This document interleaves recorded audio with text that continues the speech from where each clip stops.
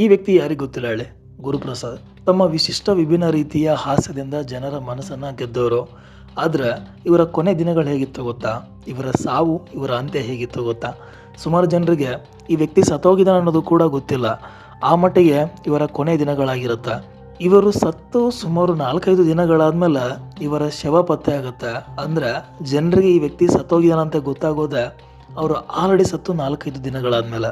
ಸಾಧಾರಣವಾಗಿ ಒಬ್ಬ ವ್ಯಕ್ತಿಗೆ ದಿನಕ್ಕೆ 4-5 ಕಾಲ್ಗಳು ಬಂದೇ ಬರುತ್ತೆ. ಒಂದು ವೇಳೆ ಆ ವ್ಯಕ್ತಿ ಕಾಲ್ ಪಿಕ್ ಮಾಡಿಲ್ಲ ಅಂದರೆ ಆ ವ್ಯಕ್ತಿ ಎಲ್ಲಿ ಹೋಗಿದ್ದಾನೆ ಅನ್ನೋ ಹುಡುಕೋ ಪ್ರಯತ್ನ ಯಾರಾದರೂ ಗೊತ್ತಿರೋರು ಮಾಡೇ ಮಾಡ್ತಾರೆ. ಆದರೆ ಈ ವ್ಯಕ್ತಿ ತೀರೋಗಿ ಸತ್ತೋಗಿ 3-4 ದಿನಗಳಾದರೂ ಕೂಡ ಯಾರು ಈ ವ್ಯಕ್ತಿಯನ್ನು ಹುಡುಕೋ ಪ್ರಯತ್ನ ಮಾಡಿರಲ್ಲ. ಅಂದರೆ ಕೊನೆ ದಿನಗಳಲ್ಲಿ ಇವರಿಗೆ ಹೇಳೋರು ಕೇಳೋರು ಹಾಗೆ ಇವರನ್ನು ಕೇರ್ ಮಾಡೋರು ಕೂಡ ಯಾರೂ ಇರಲಿಲ್ಲ ಅನ್ನೋದು ಗೊತ್ತಾಗುತ್ತೆ. ಬನ್ನಿ ಆಗಿದ್ರೆ ಏನು ಇವರ ಕಥೆ, ಹೇಗಿತ್ತು ಇವರ ಒಂದು ಜರ್ನಿ, ಹಾಗೆ ಇವರ ಕೊನೆ ದಿನಗಳು ಎಷ್ಟು ಕೆಟ್ಟದಾಗಿತ್ತೋ ಅದೆಲ್ಲವನ್ನು ಈ ಒಂದು ವಿಡಿಯೋದಲ್ಲಿ ನೋಡ್ತಾ ಹೋಗೋಣ. ಗುರುಪ್ರಸಾದ್ ಅವರ ಮೂಲ ಹಳ್ಳಿ ಕನಕಪುರ ತಾಲೂಕಿನ ಒಂದು ಪುಟ್ಟ ಗ್ರಾಮ. ಇವರು ಬೆಳೆದದ್ದು ಒಂದು ಸಾಧಾರಣ ಕುಟುಂಬದಲ್ಲಿ. ಆದರೆ ಚಿಕ್ಕವರಿಂದಾಗಲೇ ಅವರಿಗೆ ಓದಿನ ಮೇಲೆ ತುಂಬಾ ಆಸಕ್ತಿ ಇರುತ್ತೆ. ಇವರು ವಿಜ್ಞಾನ ವಿಭಾಗದಲ್ಲಿ ಡಿಗ್ರಿಯನ್ನು ಪಡೆದಿರ್ತಾರೆ. ಅದರಲ್ಲೂ ವಿಶೇಷವಾಗಿ ಪೌಲ್ಟ್ರಿ ಸೈನ್ಸ್ ಅಂದರೆ ಕೋಳಿ ಸಾಕಾಣಿಕೆ ವಿಜ್ಞಾನವನ್ನು ಓದ್ಕೊಂಡಿರ್ತಾರೆ. ಆದರೆ ವಿಜ್ಞಾನಕ್ಕಿಂತ ಅವರಿಗೆ ಸಾಹಿತ್ಯ ಮತ್ತು ಕಲೆಯ ಮೇಲೇ ಜಾಸ್ತಿ ಇಂಟ್ರೆಸ್ಟ್ ಇರುತ್ತೆ.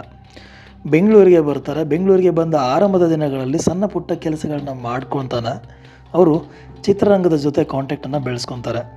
ಅವರು ಕೇವಲ ಡೈರೆಕ್ಷನ್ ಮಾತ್ರ ಅಲ್ಲದೆ ಅವರು ಸುಮಾರು ಪುಸ್ತಕಗಳನ್ನ ಓದ್ತಿರೋ ಕಾರಣಕ್ಕೆ ಡೈರೆಕ್ಷನ್ ಜೊತೆಗೇ ಸಂಭಾಷಣೆ ಮತ್ತು ಚಿತ್ರದ ಕಥೆಗಳನ್ನು ಕೂಡ ಅವರನ್ನೇ ಬರೆಯುವಂಥ ಕೆಲಸನ ಮಾಡ್ತಿರ್ತಾರೆ. ಕನ್ನಡದ ಚಿತ್ರರಂಗದಲ್ಲಿ 2006ವರೆಗೆ ಒಂದು ಮೈಲಿಗಲ್ಲು ಅಂತಲೇ ಹೇಳ್ಬೋದು. ಆ ವರ್ಷ ಅವರ ಮೊದಲ ಸಿನಿಮಾ ಮಠ ಸಿನಿಮಾ ಬಿಡುಗಡೆ ಆಗುತ್ತೆ. ಮಠ ಆಗಿನ ಕಾಲದಲ್ಲಿ ತುಂಬಾ ಕಾಂಟ್ರವರ್ಸಿ ಮಾಡಿಕೊಂಡ್ರೂ ಕೂಡ ಜನರಿಗೆ ತುಂಬಾ ಇಷ್ಟ ಆಗುತ್ತೆ. ಆಗಿನ ಕಾಲದ ಧರ್ಮದ ವ್ಯವಸ್ಥೆ, ಮಠಾಧೀಶರ ಆಯ್ಕೆ ಪ್ರಕ್ರಿಯೆ, ಹಾಗೆ ಅಲ್ಲಿನ ಒಳಗೊಳಗೆ ನಡೆಯುವಂಥ ರಾಜಕೀಯವನ್ನು ಹಾಸ್ಯದ ಮೂಲಕ ಜನರಿಗೆ ತೋರಿಸಿಕೊಟ್ಟಂಥ ರೀತಿ ಜನರಿಗೆ ತುಂಬಾ ಇಷ್ಟ ಆಗಿರುತ್ತೆ. ಈ ಒಂದು ಸಿನಿಮಾದಿಂದ ಗುರುಪ್ರಸಾದ್ ಅವರು ರಾತ್ರಿ ತುಂಬಾ ಫೇಮಸ್ ಆಗ್ತಾರೆ. ಇದಾದಮೇಲೆ 2009ರಲ್ಲಿ ಅವರದ್ದು 2ನೇ ಸಿನಿಮಾ ಬರುತ್ತೆ, ಎದ್ದೇಳು ಮಂಜುನಾಥ. ಈ ಸಿನಿಮಾ ಕೂಡ ಅವರ ಜಗ್ಗೇಶ್ ಅವರ ಜೊತೆಗೇ ಈ ಒಂದು ಸಿನಿಮಾ ಮಾಡ್ತಾರೆ. ಇದು ಅವರ 2ನೇ ಬ್ಲಾಕ್ ಬಸ್ಟರ್ ಸಿನಿಮಾ ಆಗಿರುತ್ತೆ. ಒಬ್ಬ ಸೋಮಾರಿ ಯುವಕ ಹಾಗೂ ಆಲಸ್ಯತನದ ಬಗ್ಗೆ ಈ ಒಂದು ಸಿನಿಮಾದಲ್ಲಿ ತೋರಿಸಿಕೊಟ್ಟಿರ್ತಾರೆ. ಈ ಚಿತ್ರಕ್ಕೆ ಅವರಿಗೆ ರಾಜ್ಯ ಪ್ರಶಸ್ತಿ ಕೂಡ ಸಿಕ್ಕಿರುತ್ತೆ. ಇನ್ನೇನು ಮೊದಲ 2 ಸಿನಿಮಾಗಳೇ ಬ್ಲಾಕ್ ಬಸ್ಟರ್. ಇಲ್ಲಿಂದ ಗುರುಪ್ರಸಾದ್ ಅವರ ವ್ಯಕ್ತಿತ್ವದಲ್ಲೂ ಕೂಡ ಬದಲಾವಣೆಗಳು ಕಾಣೋದಕ್ಕೆ ಶುರುವಾಗುತ್ತೆ. ಇದೇ ಸಮಯದಲ್ಲಿ ಅವರಲ್ಲಿ ಅಹಂಕಾರ ಹುಟ್ಟುತ್ತೆ, ಈಗೋ ಅನ್ನೋದು ಹೆಚ್ಚಾಗುತ್ತೆ. ಈ ಎಲ್ಲ ಆರೋಪಗಳು ಅವರ ಜೊತೆ ನಟಿಸಿದಂಥ ಸಿನಿಮಾ ರಂಗದವರೇ ಆರೋಪವನ್ನು ಮಾಡಿರುವಂಥದ್ದು. ಇದಾದಮೇಲೆ ಅವರು ಡೈರೆಕ್ಟರ್ ಸ್ಪೆಷಲ್ನ ಸಿನಿಮಾವನ್ನು ಮಾಡ್ತಾರೆ. ಈ ಸಿನಿಮಾದಲ್ಲಿ ಈಗಿನ ನಮ್ಮ ಧನಂಜಯ ಅವ್ರನ್ನ ಇಂಟ್ರೊಡ್ಯೂಸ್ ಮಾಡಿದಂಥ ಈ ಒಂದು ಸಿನಿಮಾ ಆಗಿರುತ್ತೆ. ಈ ಸಿನಿಮಾ ಅಂದುಕೊಂಡಷ್ಟು ಯಶಸ್ಸನ್ನು ಕಾಣದಿದ್ದರೂ ಕೂಡ ಆ ಒಂದು ವಿಭಿನ್ನ ಶೈಲಿ ಜನರಿಗೆ ಇಷ್ಟ ಆಗಿರುತ್ತೆ. ಇಲ್ಲಿಂದ ಯಾವಾಗ ಅವರಿಗೆ ಅಹಂಕಾರ ಜಾಸ್ತಿ ಆಗುತ್ತೆ, ಇಲ್ಲಿಂದ ಅವರ ಆಪ್ತರು ಕೂಡ ಇವರಿಂದ ದೂರ ಆಗೋಕ್ಕೆ ಶುರು ಆಗ್ತಾರೆ. ನಟ ಜಗ್ಗೇಶ್ ಸೇರಿದಂತೆ ಇನ್ನೂ ಹಲವು ಆಪ್ತ ಸ್ನೇಹಿತರಿಂದ ಗುರುಪ್ರಸಾದ್ ಅವರು ದೂರ ಆಗ್ತಾರೆ. ಅವರ ಮಾತಿನ ಶೈಲಿ ಮತ್ತು ನೇರ ನಡೆ ಕೆಲವೊಮ್ಮೆ ಅಲ್ಲಿರೋರಿಗೆ ನೋವುಂಟು ಮಾಡ್ತಾಯಿತ್ತು. ಅವರ ಬೆಳವಣಿಗೆ ಎಷ್ಟು ವೇಗವಾಗಿ ಹೋಯ್ತೋ ಅವರ ಪತನ ಕೂಡ ಅಷ್ಟೇ ವೇಗವಾಗಿ ಬಂದುಬಿಡುತ್ತೆ. ಅವರು ಸಾಲವನ್ನು ಮಾಡ್ಕೊಳ್ತಾರೆ, ಆರ್ಥಿಕದ ಸುಳಿಯಲ್ಲಿ ಸಿಕ್ಕಾಕೊಳ್ತಾರೆ. ಗುರುಪ್ರಸಾದ್ ಅವರ ಆರ್ಥಿಕ ಪರಿಸ್ಥಿತಿ ಹಡ್ಡೆಗಡಲು ಮುಖ್ಯ ಕಾರಣಗಳೇನೆಂದರೆ ಸಿನಿಮಾಗಳ ವಿಳಂಬ. ಅವರು ಕೈಗೆತ್ತಿಕೊಂಡಂಥ ಸಿನಿಮಾಗಳನ್ನು, ಕೆಲಸಗಳನ್ನು ಸಮಯಕ್ಕೆ ಸರಿಯಾಗಿ ಮುಗಿಸ್ತಾ ಇರಲಿಲ್ಲ. ಇದರಿಂದ ನಿರ್ಮಾಪಕರಿಗೆ ತುಂಬಾ ನಷ್ಟ ಆಗ್ತಿರುತ್ತೆ. ಇನ್ನು ಅವರ ಲೈಫ್ ಸ್ಟೈಲ್, ಸಾಲ ಮಾಡಿ ಆದರೂ ಅದ್ಧೂರಿಯಾಗಿ ಬದುಕಬೇಕು ಅನ್ನೋ ಒಂದು ಹಂಬಲ. ಇನ್ನು ರಂಗನಾಯಕ ಸಿನಿಮಾ, ಇದು ಅವರ ವೃತ್ತಿ ಜೀವನದ ದೊಡ್ಡ ಹೊಡೆತ ಆಗಿರುತ್ತೆ. ಇದು ಅವರ ಕೊನೆ ಸಿನಿಮಾ ಆಗಿರುತ್ತೆ.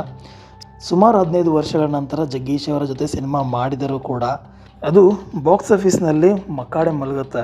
ಈ ಚಿತ್ರಕ್ಕಾಗಿ ಅವರು ದೊಡ್ಡ ಮಟ್ಟದ ಸಾಲವನ್ನು ಮಾಡಿಕೊಂಡಿರ್ತಾರೆ. ಇನ್ನು ಅವರ ವೈಯಕ್ತಿಕ ಜೀವನದ ಬಗ್ಗೆ ಮಾತಾಡೋದಾದರೆ ಅವರ ವೈಯಕ್ತಿಕ ಜೀವನ ಕೂಡ ಅಷ್ಟು ಸುಗಮವಾಗಿರಲಿಲ್ಲ. ಅವರ ಮೊದಲ ಪತ್ನಿಯೊಂದಿಗೆ ಅವರು ಡಿವೋರ್ಸನ್ನು ಪಡಿತಾರೆ. ಇದಾದಮೇಲೆ ಅವರು ಮಾನಸಿಕವಾಗಿ ಒಬ್ಬಂಟಿ ಆಗ್ತಾರೆ. ಇದಾದಮೇಲೆ ಸುಮಿತ್ರಾ ಅನ್ನೋರನ್ನು ಕೂಡ ಅವರು 2ನೇ ಮದುವೆ ಆಗ್ತಾರೆ. ಇತ್ತೀಚಿನ ದಿನಗಳಲ್ಲಿ ಸಾಲಗಾರರ ಕಾಟದಿಂದ ತಪ್ಪಿಸಿಕೊಳ್ಳಲು ಅವರು ಕುಟುಂಬದಿಂದ ದೂರವಾಗಿ ಒಬ್ಬರೇ ಒಂದು ಅಪಾರ್ಟ್ಮೆಂಟಲ್ಲಿ ವಾಸ ಮಾಡ್ತಾ ಇರ್ತಾರೆ. ಇನ್ನು ಅವರ ಸಾವಿನ ಕರಾಳ ದಿನಗಳ ಬಗ್ಗೆ ಮಾತಾಡೋದಾದರೆ ಈ ಒಂದು ಸಾವು ಅಕ್ಟೋಬರ್ ಮತ್ತು ನವಂಬರ್ 2024ರಲ್ಲಿ ನಡೆಯುತ್ತೆ. ನವಂಬರ್ 3ರಂದು ಇಡೀ ರಾಜ್ಯಕ್ಕೆ ಅವರ ಸಾವಿನ ಸುದ್ದಿ ತಿಳಿಯುತ್ತೆ. ಆದರೆ ಅದರ ಹಿಂದಿನ ದಿನಗಳು ಕೇಳಿದ್ರೆ ನೀವು ಶಾಕ್ ಆಗ್ತೀರ. ಅಕ್ಟೋಬರ್ 26 ಇವರು ಕೊನೆಯದಾಗಿ ಹೊರ ಜಗತ್ತಿಗೆ ಕಾಣಿಸಿಕೊಂಡಂಥ ದಿನ. ಸ್ನೇಹಿತರಿಗೆ ನನಗೆ ಹುಷಾರಿಲ್ಲ, ನಾನು ಅನಾರೋಗ್ಯದಲ್ಲಿದ್ದೀನಿ ಅಂಥೇಳಿ ಮೆಸೇಜ್ ಮಾಡಿರ್ತಾರೆ. ಸುಮಾರು 3-4 ದಿನಗಳಾದರೂ ಕೂಡ ಗುರುಪ್ರಸಾದ್ ಅವರು ಆ ಮನೆಯಿಂದ ಆಚೆ ಬರದೇ ಇರೋದು ಸೆಕ್ಯೂರಿಟಿಯ ಗಮನದಲ್ಲಿ ಬಂದಿರುತ್ತೆ. ಇದರ ಜೊತೆಗೇನ ಯಾವುದೋ ಕೆಟ್ಟ ವಾಸನೆ ಕೂಡ ಅಪಾರ್ಟ್ಮೆಂಟಲ್ಲಿ ಬರೋದಕ್ಕೆ ಶುರು ಆಗಿರುತ್ತೆ. ಎಲ್ಲಿಂದ ಬರ್ತದೆ ಅಂತ ನೋಡಿದಾಗ ಗುರುಪ್ರಸಾದ್ ಅವರ ಮನೆಯಿಂದ ಈ ಒಂದು ವಾಸನೆ ಬರ್ತಿದೆ ಅಂತ ಗೊತ್ತಾದಾಗ ಸೆಕ್ಯೂರಿಟಿ ಈನಿಯ ಸಹಾಯದಿಂದ ಗುರುಪ್ರಸಾದ್ ಅವರ ಮನೆ ಕಿಟಕಿಯಿಂದ ನೋಡೋ ಪ್ರಯತ್ನ ಮಾಡ್ತಾರೆ. ಅಲ್ಲಿ ಗುರುಪ್ರಸಾದ್ ಅವರು ನೇಣು ಬಿಗಿದ ಸ್ಥಿತಿಯಲ್ಲಿ ಸಿಗ್ತಾರೆ. ಬೆಂಗಳೂರಿನ ಮಾದನಾಯಕನಹಳ್ಳಿ ಪೊಲೀಸ್ ಠಾಣಾ ವ್ಯಾಪ್ತಿಯ ಟಾಟಾ ನ್ಯೂ ಹೆವೆನ್ ಅಪಾರ್ಟ್ಮೆಂಟ್ನ ಫ್ಲ್ಯಾಟಲ್ಲಿ ಅವರು ಫ್ಯಾನ್ಗೆ ನೇಣು ಹಾಕಿಕೊಂಡಿರ್ತಾರೆ. ಅವರ ದೇಹ ಕೊಳೆತು ನಾರ್ತಾ ಇರುತ್ತೆ. ಅಂದರೆ ಸುಮಾರು 5 ದಿನಗಳ ಮೊದಲೇ ಅವರು ಪ್ರಾಣವನ್ನು ಬಿಟ್ಟಿರ್ತಾರೆ.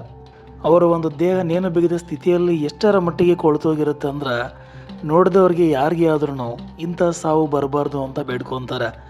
ಅದರಲ್ಲೂ ಅಂಥ ಹೆಸರು ಮಾಡಿದಂಥ ವ್ಯಕ್ತಿಯ ಸಾವು ಈ ರೀತಿ ಇರುತ್ತೆ ಅಂದರೆ ಯಾರಿಗೆ ಆದ್ರೂ ಬೇಜಾರಾಗುತ್ತೆ. ಅವರು ಸತ್ತ ಸ್ಥಳದಲ್ಲಿ ಅವರು ಯಾಕೆ ಇಂಥ ಒಂದು ನಿರ್ಧಾರವನ್ನು ತಗೊಂಡ್ರು ಅನ್ನೋದಕ್ಕೆ ಯಾವುದೇ ಪತ್ರ ಅಲ್ಲಿ ಸಿಕ್ಕಿಲ್ಲ.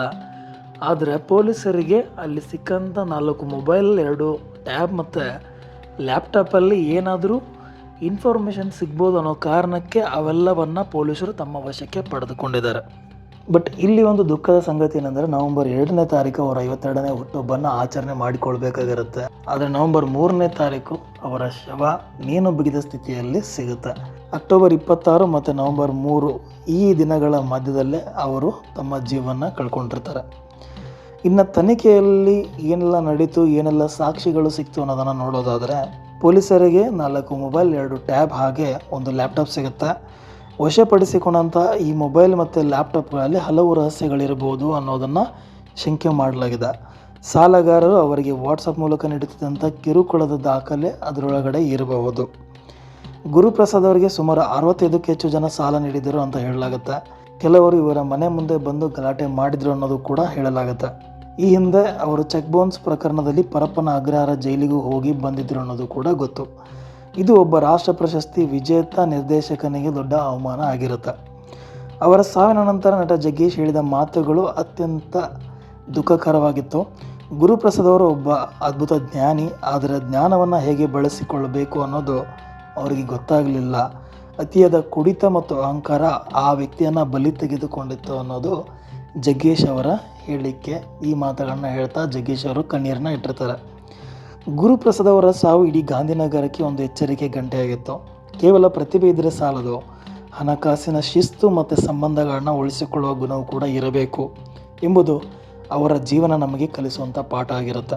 ಸಮಾಜಕ್ಕೆ ಎದ್ದೇಳು ಮಂಜುನಾಥ ಅಂತ ಹೇಳಿ ಕರೆ ನೀಡಿದ ನಿರ್ದೇಶಕ ತಾನು ಮಾತ್ರ ಎಂದಿಗೂ ಎದ್ದೇಳದಂತೆ ಮಲಗಿದ್ದು ಒಂದು ಸಾರ್ವಕಾಲಿಕ ದುರಂತ ಆಗಿ ಉಳ್ಕೊಳ್ಳುತ್ತೆ.